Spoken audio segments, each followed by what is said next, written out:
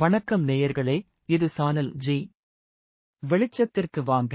பால ஜோதிடம் இதழில் வெளிவந்த தொடர் கட்டுரையின் தொடர் நிகழ்ச்சி. படைப்பு விசு ஐயர். இனி சிந்தனைக்கு போகலாம். வெளிச்சத்திற்கு வாங்க. இந்த டிஜிட்டல் உலகில் முதுகில் சோலார் பேனல், காதில் ஹெட்போன், அந்த கையில் ஆண்ட்ராய்ட் போன், இந்த கையில் டேப்லெட், வாயில் ஆம்லெட், காலில் கொஞ்சம் இடம் இருக்கிறது, அங்கே சின்னதா ஒரு சோலார் பேனல் வைத்த செருப்பு என நடக்க மக்கள் ரெடியாகி விட்டார்கள். என்ன அப்படி பார்க்கிறீர்கள்? இது என்ன கற்பனை என யோசிக்காதீர்கள். இந்த நாட்கள் கண்ணுக்கு எட்டிய தூரத்தில் தான் இருக்கிறது. ஃபோன் செய்தால் போதும், வாயில் ஊட்டி விடும் டொமோட்டோ, வீடு தேடி வரும் தடுப்பூசி. இப்படி நிறையா மாற்றங்கள் வந்தாலும் இன்னமும் மனிதன் வாயாலே தானே சாப்பிடுகிறார்கள். அது சரி, உண்மையிலேயே சாப்பிடுகிறார்களா என்றால் இல்லை என்று தான் சொல்ல வேண்டும். காலையில் எங்கே சாப்பிட நேரம் இருக்கு என்று பிள்ளையை ஒரு பள்ளிக்கூடத்தில் தள்ளிவிட்டு கணவனும் மனைவியும் ஆபீஸுக்கு போற அவசரத்தில் அதாங்க சாப்பாட்டை மறந்து மதிய உணவை வெந்தவரை போதும் மீதத்தை ஆபீஸில் ஓவனில் சூடு படுத்திக் கொள்ளலாம் என எடுத்து கொண்டு போயிடறாங்க. காலையில் உணவு, மிட் மார்னிங் உணவு, மதிய உணவு, பின் மாலை உணவு என தொடர்ந்து இரவில் முடிய வேண்டும். ஒரு நாளைக்கு 5 முறை உணவு உண்பதால் ஆரோக்கியமான உடல் நலம் கிடைக்கும். உடல் ஆரோக்கியமாக இருந்தால் நோய் எதிர்ப்பு சக்தி தானே உடலில் அமைந்து விடும். இது தான் தமிழர்கள் முறை. இதை மறந்தால் மீண்டும் கொரோனா வருமா என்ற பயமும் வரும். இதையே இன்றைய மருத்துவர்கள் ஆரோக்கியமான வாழ்க்கைக்கு உணவை 5 முறையாக பிரித்து உண்ண வேண்டும் என்று சொல்றாங்க. அதுவும் பாருங்க, இந்த வகையில் தான் இந்த பயிரை சாகுபடி செய்ய வேண்டும் என்றும் எதை தவிர்க்க வேண்டும் என்று சொல்லி பழக்கியது தமிழர் மரபு. அதை இயற்கை நமக்காக அப்படி அமைத்து தந்து இருக்கிறது. உதாரணமாக ஆச்சாரமான குடும்பங்களில் ஆடி முதல் தொடங்கும் சாதுர் மாதத்தில் கத்திரிக்காய் சாப்பிடுவதை தவிர்ப்பார்கள்.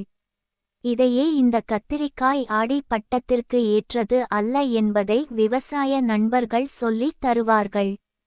சனி சந்திரன் சேர்க்கை புணர்ப்பு தோஷம் இல்லையா? இந்த புணர்ப்பு தோஷம் பரிகாரத்திற்கு வெள்ள நிற கத்தரிக்காய் தான் உணவு. தடைகளை தாண்டி விடைகளை பெற்று தரும் அற்புத பரிகாரம்.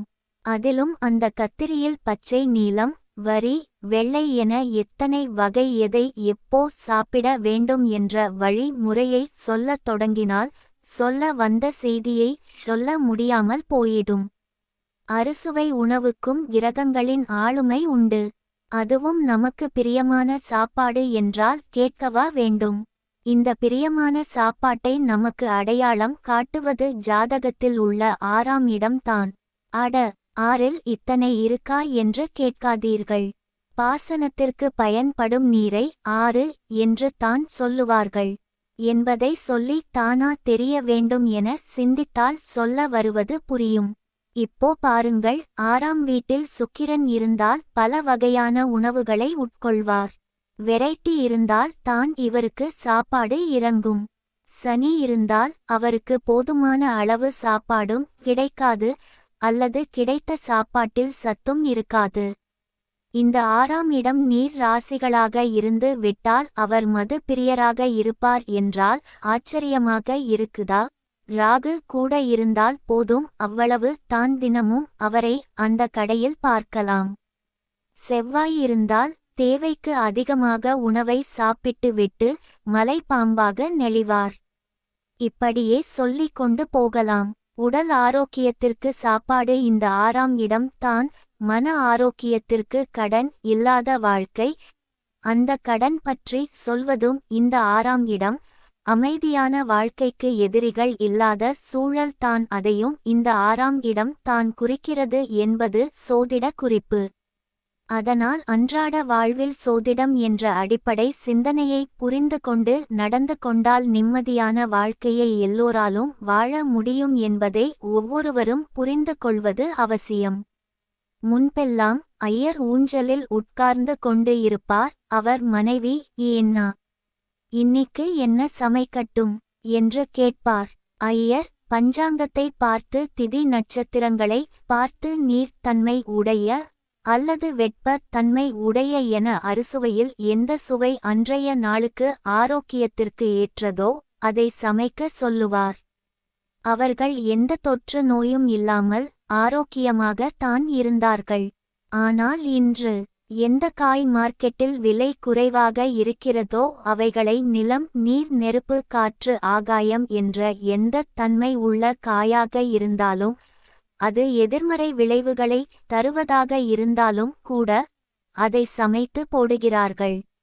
இது ஆரோக்கியமானது மட்டுமல்ல, அன்றைய நாளுக்கு ஏற்புடையதாகவும் இல்லை என்பதால் நோய் எதிர்ப்பு சக்தி குறைகிறது, நோய் தொற்று கூட எளிதாக பரவுகிறது என்று சொன்னால் வியப்பாக இருக்கிறது அல்லவா?